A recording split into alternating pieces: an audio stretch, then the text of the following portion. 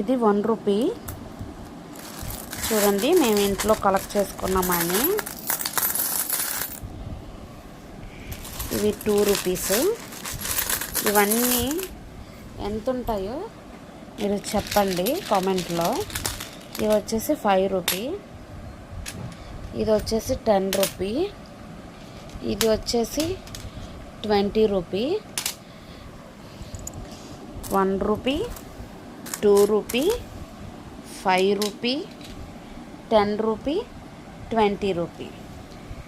ఇవన్నీ ఎంత ఉంటాయో ఒకసారి మీరు గెస్ చేసి చెప్పండి. ఇవన్నీ ఇంట్లో దాచిన డబ్బు మనీ, కాయిన్స్. ఇవన్నీ ఇంట్లో దాచిన కాయిన్స్.